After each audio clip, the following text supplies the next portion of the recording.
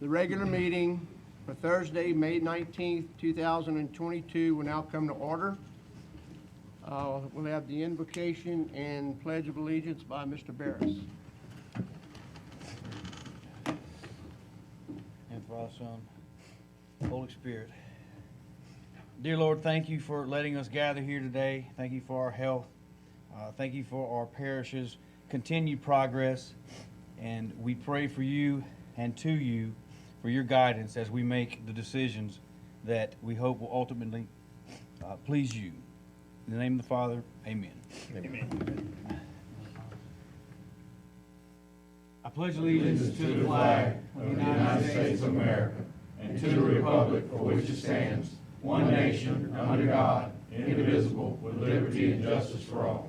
Thank you, Mr. Barris. Roll call, Madam Secretary. Yes, sir. Mr. Upshire? Here. Mr. Enterpine? Here. Mr. Barris? Here. Vice President Barchi? Here. Mr. Brain?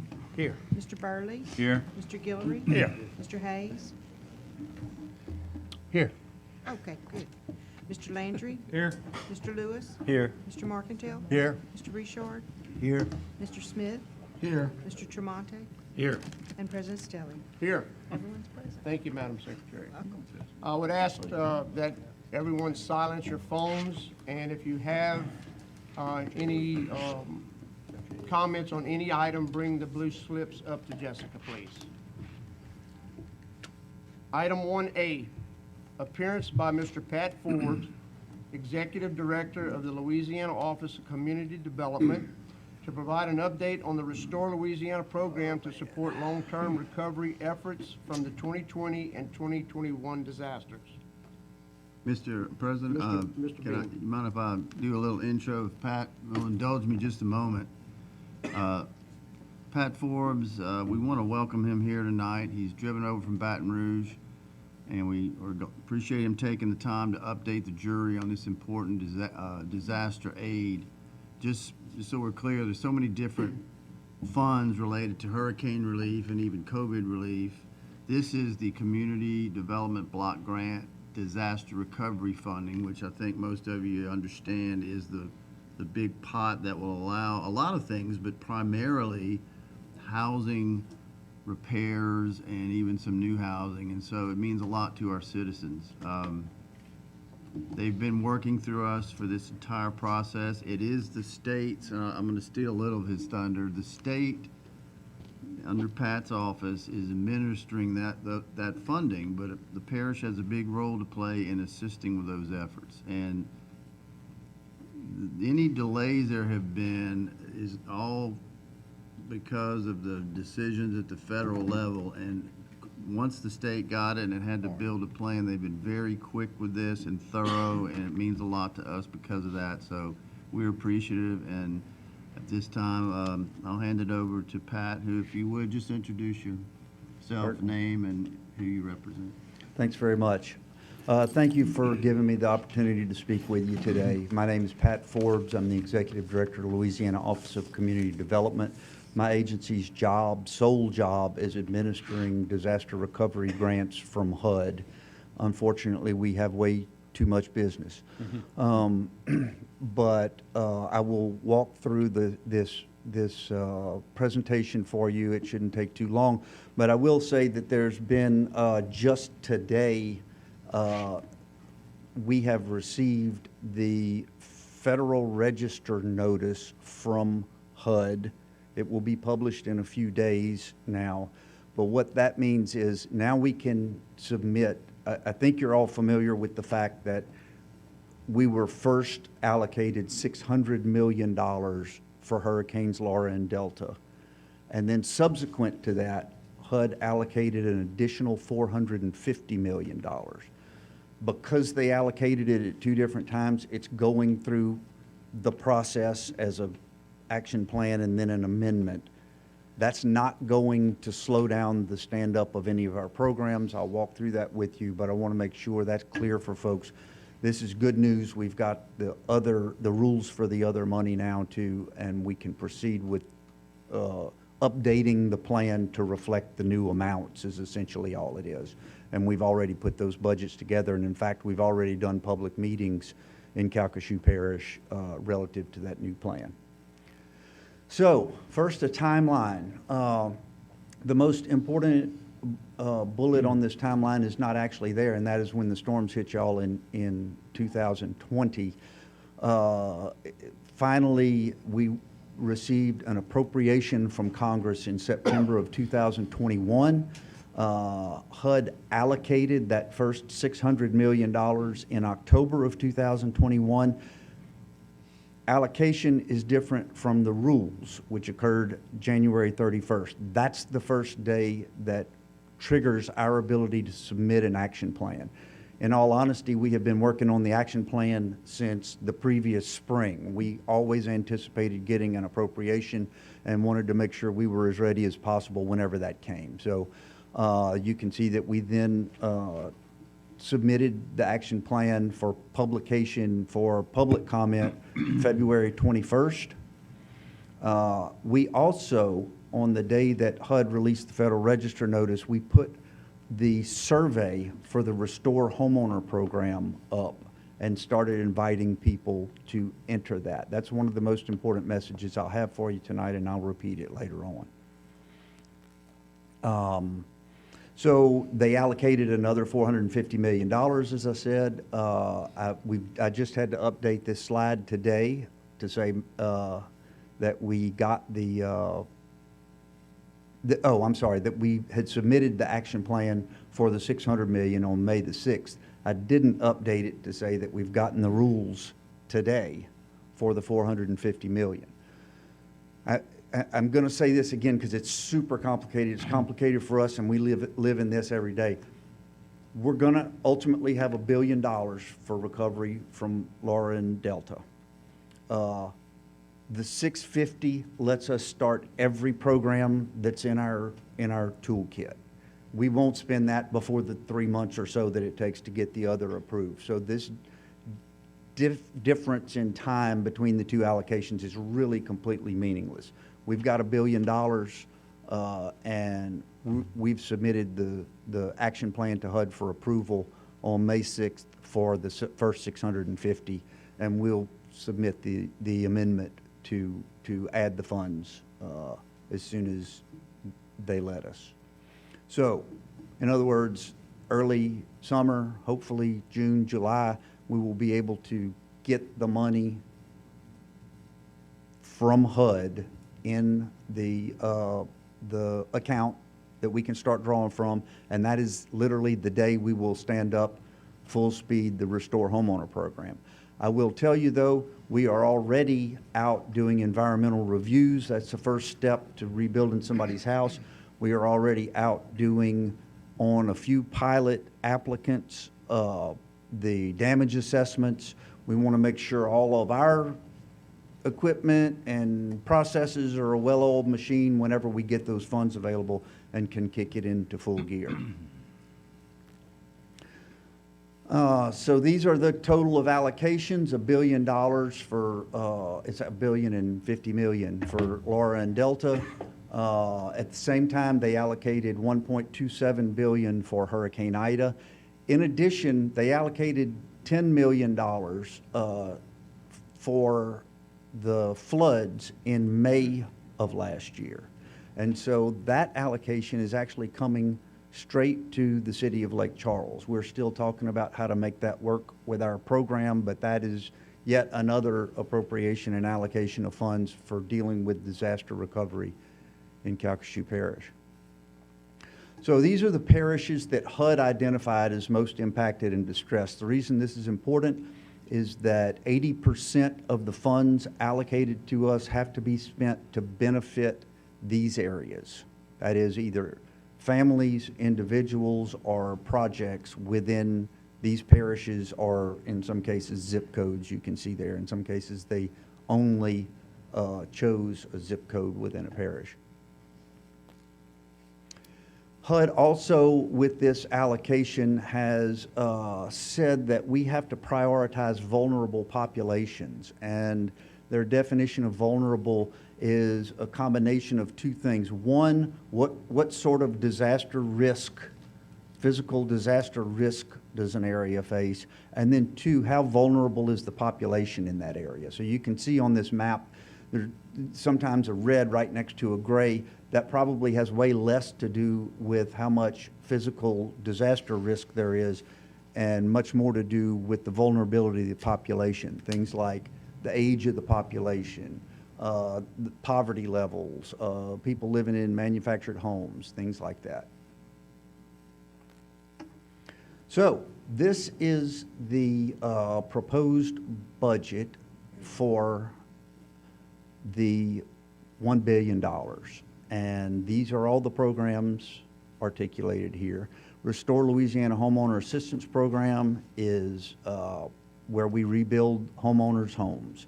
They have to have been it was their primary residence and they were the owner at the time of the storm and still own the property and have major severe damage determination from FEMA. But we have a whole program ready, contractors getting in place to start building homes whenever we get that line of credit available. We've got a couple of other programs that go along with that below there, flood insurance and interim housing assistance. That's basically to help folks who can't afford those things who are in the Restore Homeowner Program. There are just some things we've run into in the past that made it clear we need to have those assets available. We also build affordable rental housing. These storms were different from many storms that we have recovered from in the past, in the sense that usually we're about 55% homeowner households, 45% renter. This disaster is actually flipped. It's about 55% renters, 45% homeowners. And so most of the damaged households were renters. What this program does is not necessarily provide any direct rental assistance to those impacted households, but it builds affordable rental housing that will be affordable as long as 35 years into the future. We have programs that work with developers and low-income housing tax credits. We have programs that work with mom and pops who own just a few units, and we can give them a loan and help them get rebuilt, and then they promise to rent to low to moderate income families for a certain amount of time at affordable rates. So there are there's also, interestingly, the middle market loan program, which we think is going to be particularly helpful here in the Lake Charles area, where rents, as we understand it, have been super high even before the storms. And that means that even middle-income families have been getting priced out of the rental housing market. And what the middle market loan program does is gives us an opportunity to fund some housing that's got not only low to moderate income, but also some middle income units in it, so that we can help to start building up that inventory of housing as well. A small business loan and grant program, $100 million. We work through nonprofits, credit unions, in some cases planning districts. They act as lenders for us. We don't know who the businesses are, who need the money, who have been impacted, but those nonprofits that we work with do. So we grant money to them. They go out and make loans and grants to small businesses. It's been really, we have refined it literally since Katrina and Rita, and it's been really successful in helping small businesses keep from going out of business. Now here we are almost 2 years after y'all's storms, and we understand that that's particularly critical now, hopefully not too late. In addition, we can use these CDBG funds to pay the match on other federal programs. And so what we are proposing here is paying the match on FEMA public assistance and on the hazard mitigation grant program. You're probably aware that both of those have been reduced to 10% match for those disasters, and so that's a big boost. What that probably means is that we will also have funds that we can allocate to local jurisdictions to do smart mitigation things. So it will essentially be at the direction of the local governments to decide how to spend those funds within the constraints of CDBG funds and whatever we tie to it. They will be mitigation funds, which means they are for reducing the risk from future disasters. So just to recap of the timeline, we launched the survey in January, submitted the plan in May. We're now just waiting for HUD to approve it. We've had that take anywhere from 30 days to 60 days or more. We hope this will be shorter. We've been working with them for years and years. They know how we write these plans. And then launch the homeowner assistance program the day that we get the funds in the line of credit.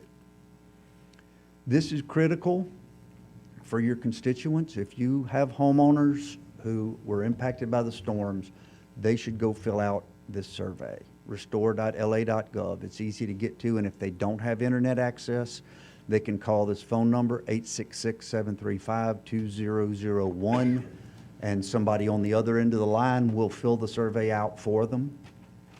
But it's a critical first step in potentially getting assistance from the program to rebuild their homes. And that's it. Does anyone have any questions for Mr. Forbes? Any comments? Mr. Thank you, sir. Hang on, who was first? Go ahead, Mr. Tremonti. Mr. Forbes, what should the businesses be doing now so that they'll be ready for when those funds become available? If they have had to rebuild their shops, I can't guarantee that any of these things will be helpful, but they can't hurt. If they've had to rebuild something, keep the receipts for that. That can be very helpful. Matter of fact, since Katrina and Rita, we always recommend that everybody keep all the receipts you spend, whether you're a homeowner, a business owner, whatever, keep your receipts. That sometimes can wind up being helpful to validate and document expenses. But that's about it. We will have, the beauty of the way we do the small business program is that by engaging these local nonprofits and other lending institutions, they really know the folks and they will work hands-on, hand in hand with the business owners to get the thing done. Thank you. Mr. Abshon. Yes, sir. I think it would be helpful to have in-person contact for people while trying to rebuild. Are there going to be any boots on the ground here locally to help facilitate some of that? Yes, thank you. We don't anticipate putting a permanent place in Calcasieu Parish, a permanent entry center, but we will likely do a couple of things that have worked better for us. One is set up appointments so that people can make an appointment when they through that phone number and through their construction management assistants, and they can make an appointment, sit down. People will sit there and help them get the application filled out if that's necessary. Another thing we've done is have kind of, I won't say pop-up, but mobile. We'll make plans ahead with, say, a church or a local civic organization. That way they bring all their folks in, and we've set up tables and computers there and help folks get their applications done. Well, if there's any way that the police jury can help you guys facilitate some of that, please reach out to us. I absolutely will. Matter of fact, I will call tomorrow because we're probably going to be looking for those places to have the appointments as well as partners in doing the outreach to bring folks in for the mobile units. Alberto's number when the meeting's over.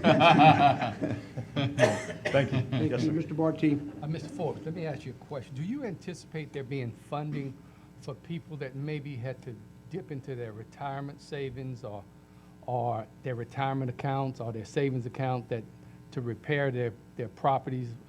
Yes, sir. When there wasn't funds from either insurance Yes, sir. or maybe FEMA assistance? Well, within the Restore Homeowner if they're homeowners, the Restore Homeowner Program has an option for reimbursement. Certainly, and we're one of the few states in the country that actually does this, but especially in a case like this where we're almost 2 years post-disaster, we have to hope that people have been rebuilding their homes. And so the reimbursement piece lets us come in, survey what the damage was based on what the homeowner tells us, survey the amount of work they've done, calculate a value for that and reimburse them for the work they've already done. So if they had to draw out of their retirement or their savings to do that and are eligible for the program, we can reimburse what they've spent. Is there any limitations on those numbers, or it's just based on your formula? It's based on our formula. We use a program called Xactimate, and it's a common program in the construction industry, and our assessors go in and they do 250 feet of baseboard and so many square feet of sheetrock or roof or what have you, and we come up with a grant amount. And that's it. But for those folks, and we expect, especially in this disaster, as I said, to have a lot of folks who are either all the way done or halfway done. We will come in, assess the value of the work that's already been done, pay for that, and then set up the progress payments for the rest of the work. Now, when you say grant, I think a grant being something they do not pay back. That's correct. So does the program, or will y'all be, like, for instance, taking a lien on these people's properties for No, anything sir. like that? No, 'Cause, sir. Okay, cool. No, we don't have any requirements. They can fix their house up and we could reimburse them and they could sell the house the next day. It's just about getting the houses back in commerce and the families back in their houses. Mr. Smith? Okay, thank you, sir. Okay, I know that the actual city of Lake Charles has a program going on right now. Is this something similar to what they have, or could a person apply for both? It's a little bit, it is different, Okay. and we have certainly been coordinating with the mayor and his staff to make sure that we're sort of hitting different groups. We've also met with the nonprofits. I'm sure y'all are all aware that you've got numerous nonprofits who have been in town rebuilding people's houses. We're working with them on how to integrate with this program so they can actually get paid for the work they do and go help people who may not be eligible for our program. So we are certainly coordinating to make sure we don't get any overlap. Some will occur, but we're coordinating to minimize that. Okay, so also too, is this like income-based driven by a person income? Eligibility is not driven by income, but our priorities, our phasing is driven by income. We will be inviting the lowest income groups first in the first 3 phases. Yes, sir. All right, thank you. Good. This is going to be on our website, all Yes, this sir. information? Yes, is sir. gonna be All on- of our social media website outlets to get the word out on the phone number and the website that Mr. Forbes gave. Thank you. Thank you, Mr. Forbes. We I can't appreciate thank it. you enough, and thank you all for the work that you have been doing for your constituents as you've been going through this. We can only imagine, but we'll do everything we can to help you. Right now? Thank you. Thank you.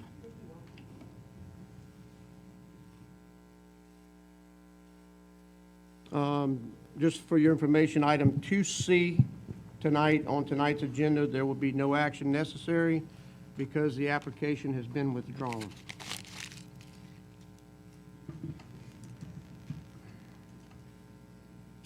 Item 1B, presentation by Mr. Cade Cole of a proposed redistricting plan for the police jury's single-member districts in accordance with state and federal laws based upon population data from the 2020 census. Mr. Cole. Thank you very much, President Stelly, members of the jury. I was just going to give, for the benefit of the public, we obviously only go through this once every 10 years. And obviously, most of the jury, this is the first time you're going through it. But even though you guys have learned some of this as we've been working on this, this kind of gives an orientation to what it is we have to do and why, and what are some of the requirements that we're going to follow. So the first thing is we're going to kind of go through what is redistricting, why we must redistrict, and a little bit of some of the requirements that we'll have to follow, state and federal laws that kind of cover what we have to do as part of this redistricting effort and what the timeline will be. The next thing we'll do is actually go over the numbers really quickly and kind of go over that. So redistricting is actually drawing the districting lines, and you have to correct for malapportionment when you get out of whack. The legislature has been redistricting and had its session back in February for a lot of the things that, got a lot of attention in the media, the legislature and the Congress and things like that. But a lot of redistricting occurs at the local level. The city councils and the police jury and the school boards all have to redistrict themselves prior to the election. The census occurs every 10 years. And so we did this, 10 years ago, some of you remember, and it'll be every 10 years in the future. You're trying to equalize the population. The Constitution of the United States requires equal treatment of all persons, and the federal courts a number of years ago interpreted that to mean you had to have roughly equal districts. Our state law also gave some particular requirements and timelines that we'll have to follow.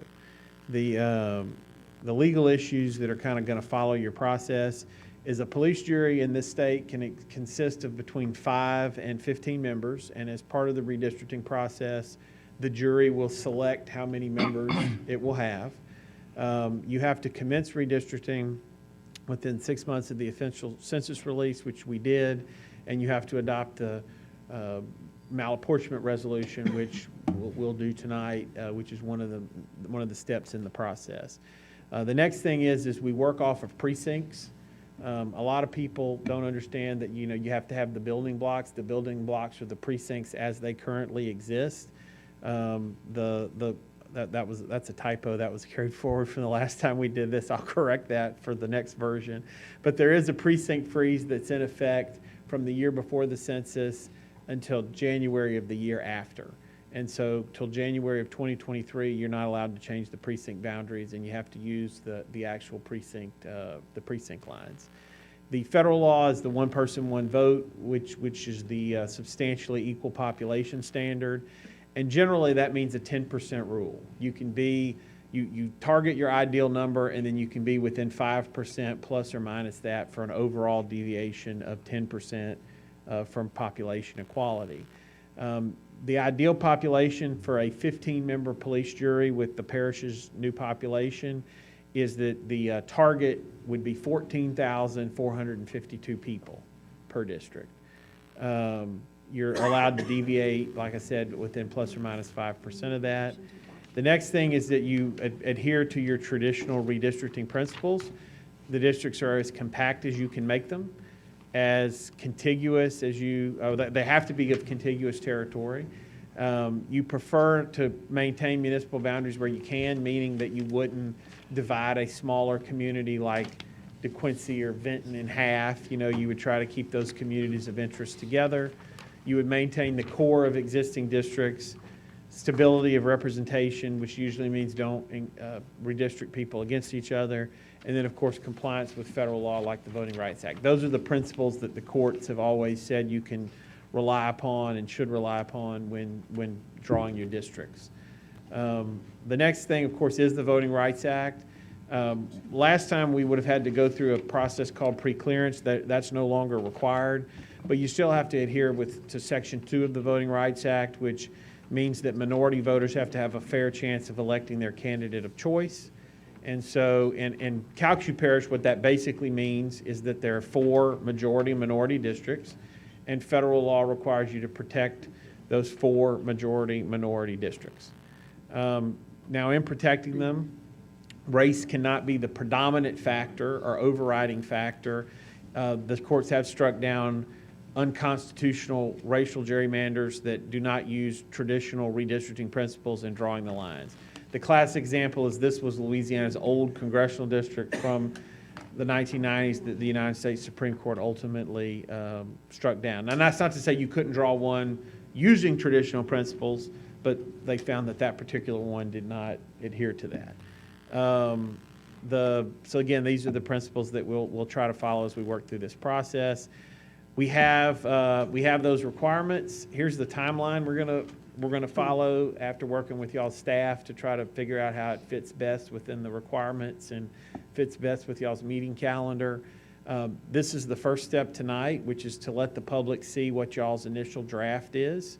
And then that'll be up on the website and things like that. And the public will have an opportunity here over the next month to reach out to you guys either individually or to come back here for a public hearing and be heard. The public hearing is currently scheduled for June the 2nd, your regular meeting on June the 2nd. And there'll be an opportunity there for the public to be heard.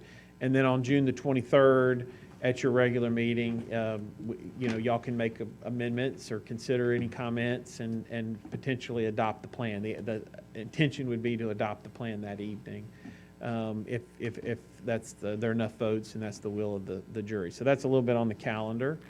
The parish had 216,780 people. I'll tell you, as someone who does this kind of work for every entity in the parish, I try to do a good job of keeping up with demographic trends so that we don't get surprised when the census comes around. Our model kind of takes in information based on school attendance and, looks into some things like permits that were pulled in various jurisdictions and things like that. We were actually trending a little bit higher than that. My personal opinion is that but for the hurricane, we would have been a little bit higher than that. Because the census response period did overlap where the in-person visits would have been overlapping with the hurricane. Now, unfortunately, we all know people who left and, so potentially then that went back down after that. But officially, census 216,780 people, which was growth in the parish of right at 12.5%. The ideal district population is 14,452 people. And you're trying to be within plus or minus 5%, which is 13,730, all the way up to 15,174. So that's the range from which you can work and get the districts. So this is what we call the Malapportionment Map, and it's here behind me as well as being on the screen if it's easier to see over here. Districts 3 and 4 were the most down at roughly 10-11% down. And those are districts kind of in the northern part of Lake Charles. Districts 7, 8, 9, and 10 all had pretty substantive swings on the upside. And so those would be districts in basically the southern corridor of Lake Charles. And that's both African American and white, southwest and southeast, but pretty consistent growth along the entire southern corridor of Lake Charles, as well as in, District 10 is Mr. Stelly's district, growth in the LeBlue settlement area and up in the Gillis area. Everything is you got to require the puzzle pieces to fit together. And so ultimately, whatever you come up with, you have to come up with something that, shifts around and makes it all work. So after, a lot of discussion with some of you individually and then, kind of collective looks, we've come up with an initial proposal to put out for the public. Obviously, it can be subject to amendment as we go through the process, change, et cetera. There'll be opportunities for that as we go through before we land on the final project. But this is the proposal that y'all are putting out for the public. Basically, what you see is you equalize all the districts. And again, I'll do it here in case it's a little easier to see. You equalize all the districts to get within the plus or minus 5%. And effectively, to do that, you have to move one of the districts from one of the districts west of the river has to go east of the river and pick up a Moss Bluff precinct. That's for two reasons. One, the districts over there collectively needed people, and two, Ward 1 needed to shed some people. And so that kind of is the first building block. And then you kind of start working in Lake Charles, and in Lake Charles you kind of have to have this counterclockwise shift to get the population from the southern corridor up. And so, as we can continue to make any changes that the public or you guys can suggest, this was kind of a starting point based on the feedback and the analysis that we had worked through. This is a blow-up version of the same thing, which is what we call the Metro Map. The Metro Map is a kind of a zoomed-in version, kind of on the Lake Charles-Sulphur corridor, where it's a little easier to see things on the more dense streets in the middle of town. And so, with that, we will That concludes the presentation. The resolution you have is not to adopt the plan. It's not even to introduce the plan. The resolution that you have for tonight is just to recognize the malapportionment, which is a step required by the statute. Recognize that we're out of compliance with the plus or minus 5%, and then we'll proceed over the next meetings to come up with the final resolution, or actually be an ordinance that adopts the map and fixes that. The last thing I'll say, because this question usually comes up, when does this go into effect? This goes into effect for the 2023 elections, so next fall's elections. You would use this to run next fall, and then it would be the districts that whomever is elected next fall represent starting January 1 of 24. So you still represent your current districts and your current territory through the end of your term, and new districts will be used in the elections in the fall of 23, and then will be applicable to whomever might be elected starting January 1, 24. That's I it. you done? I need a motion to adopt a resolution declaring malapportionment of police jury districts in accordance therewith. I have a motion by Mr. Markentile and a second by Mr. Underpont. Is there any discussion? Any objection? Hearing none, 1B passes. Thank you, Cade. 2A, approve an application for a special event permit. Staff recommends one special event permit be approved. I have a motion by Mr. Abshire and a second by Mr. Barris. Is there any discussion? Any objection? Hearing none, 2A carries. 2B, adopt an ordinance approving the following ordinance amendment application 9340 Tom Abear Road in Ward 3 to remove stipulation number 2, which states that the pit not be backfilled without proper approval. Second. Have a motion by Mr. Landry and a second by Mr. Richard. Is there any discussion? Any objection? Hearing none, item 2B carries. Item 2D, Move on to adopt a resolution approving the submittal of a grant application to the Louisiana Governor's Office of Homeland Security and Emergency Preparedness for the 2022 Flood Mitigation Assistance Swift Current Program. Have a motion by Mr. Burley and a second by Mr. Richard. Is there any comments? Any objections?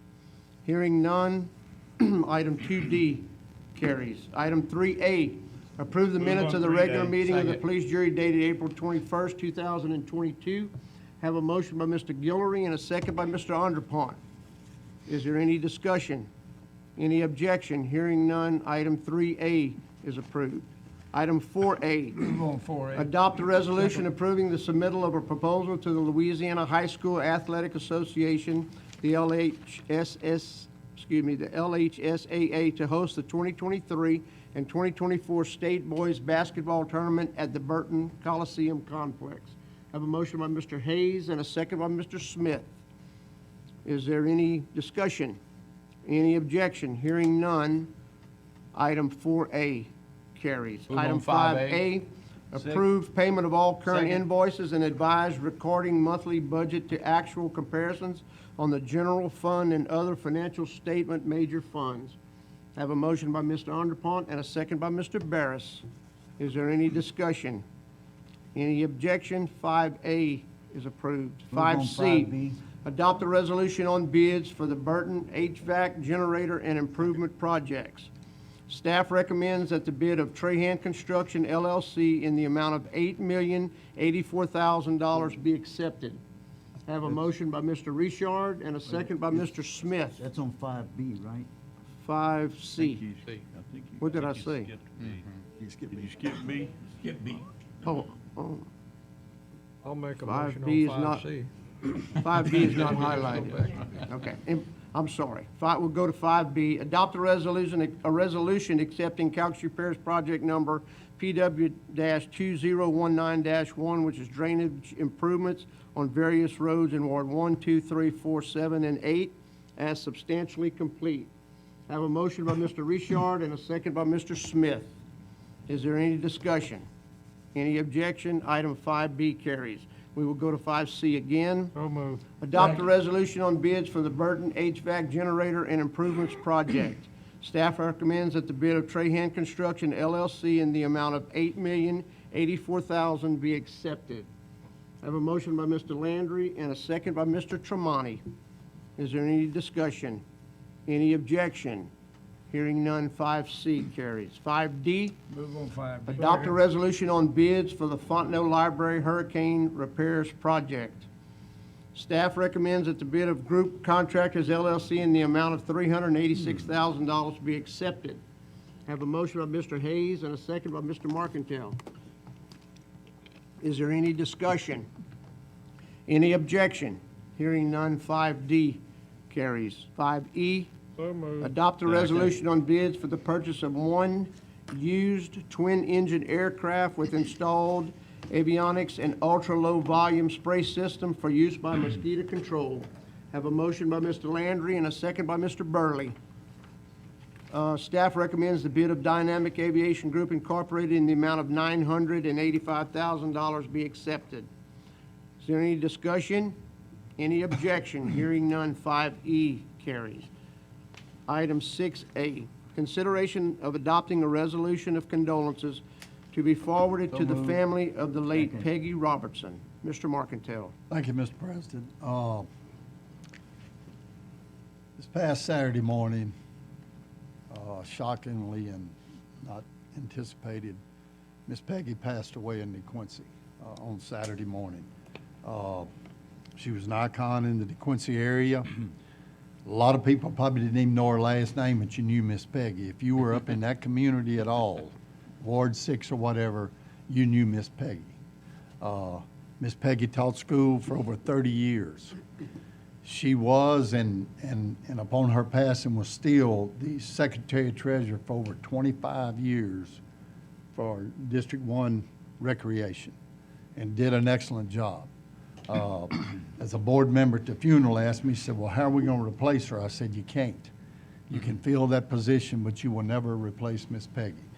Miss Peggy was a strong Christian lady. Everyone knew she was the backbone of her family. She was a lifelong member of First Baptist Church, very active in the church. Lifetime member of NRA, which is, she loved the garden, flowers, and she had a secret love for toads and frogs. Come on. Yes, she did. Toads and frogs. And, it is a great loss. I was raised with her brother my entire life. My son is a personal friend to her son, Kevin, who's here tonight. Is going to say a word of thanks here in just a minute. But Miss Peggy will be sadly missed by the whole community. A lot of the staff down here and the workers down here knew Miss Peggy over this period of 25 years. When you saw her, she had a smile. And normally, just about every time, her parting words were, love you. She always said that, and that works on you. When I first got elected, before I even took office, I received a phone call from Miss Peggy. She said, we need to meet. And I said, sure. So we met, and she said, I want you to tell me what you expect out of me, and I'm going to tell you what I expect out of you. And she was a very strong woman, And so, this resolution is to honor her memory. And, like I say, there will be no replacement for her. She is survived by one son, Kevin, and a brother, Lucian Cooper, both from DeQuincy. And so, I'd like to pass this resolution tonight, and then we're going to have a short word from her son, Kevin. Is there any other discussion? Any objection? Hearing none, 6A carries. Mr. Flynn? He's a short guy, so you'll have to really look to see him. I know this is one of y'all's regular meetings. I'm not going to take up much of y'all's time. I want to say this, everybody asked what happened. Mother never ever had any cardiac issues in her entire life until she had breast cancer about 10 or 12 years ago. She had in a regular mammogram, she had a lump in her breast that they caught. She couldn't even feel it. The doctor couldn't feel it. And Mother, being woman she was said she had a lot of life to live. She told the doctor, she said, take them both. Take them. Doctor said no, it would be extremely more invasive to take both of your breasts than do the lumpectomy. Mother chose to do the lumpectomy. They went in her left breast and removed the cancerous spot. And she went through the chemotherapy, had many trips bringing her back and forth either to MD Anderson or Lake Charles, and it's hard to see your mother suffer. And after the chemotherapy, her oncologist wanted to do radiation, and Mr. Marcantel knows my mother. She does, very educated lady. She's done her research, and she found about 50% good and about 50% bad on the radiation. But she elected to have it. And after 2 to 3 weeks after her last round of radiation to her chest, she immediately started having AFib attacks and low blood pressure. And when I say low blood pressure, I'm talking 60/20, to where you start getting so weak you feel like you're going to pass out.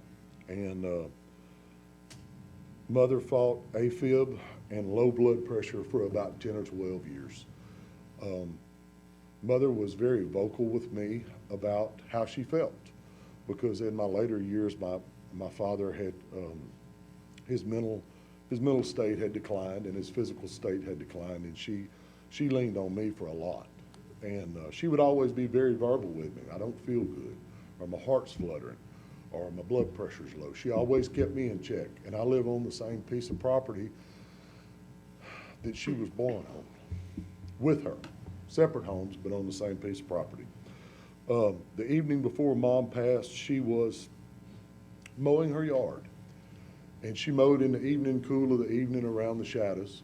And me and my wife walked on the back porch, and I heard Mama mowing. I said, let's get on the side-by-side and ride over there. We rode over there. Mama was in a good mood, feeling good. And Roger talked to her a lot. You could always tell when my mama felt good because her voice was very strong. She had a very strong teacher voice, over 30 years as a teacher. Her voice was strong, and she asked what me and my wife were going to do. And I said, well, my wife had a long day at work. I'm going to cook her some spaghetti. She said, I want spaghetti. I said, come on. I'm fortunate that my mother came to the house and sat with me and my wife and ate her last meal. After she left the house, was not feeling bad. She went home, and she always had a fear of falling in the shower. So she would always call me before and after she got in the shower. She called. She said, I'm getting in the shower. And she called me when she got out. Voice was strong. I said, I love you, Mama. I'll see you in the morning. I'll call you in the morning. I called her every morning. Saturday morning, she didn't answer the phone, which was not unusual. She always called back because she didn't have her phone attached to her. About 15 or 20 minutes went by, and I called her again. She didn't answer the phone. And I told my wife, I said, something's wrong. I went over to her home, and when I walked in the bedroom, she was laid on her side. It didn't look like there was a struggle with the covers, like she had hurt or fought throughout the night. I did get to her, and when I did get to her, it hadn't been long before I got there. Her body was still warm. And I performed CPR, called Acadian ambulance. They came out, and it was her time. The Lord took her. So she had a good evening.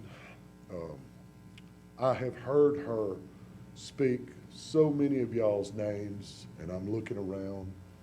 The ladies from HR, several ladies came to the funeral. I've heard so many names, and it's finally good to put a name with a face. Mother never had a bad word to say about anybody that she worked with here except one, and I'll disclose that. It's FEMA. Mother, since the hurricanes, Mother did not like dealing with FEMA. Not only was Mother y'all's Secretary of Treasury, she was also the Secretary of Treasury of the South Beckwith Creek Hunting Club. She was also the sole operator, since my dad had got bad, of SWR Investments.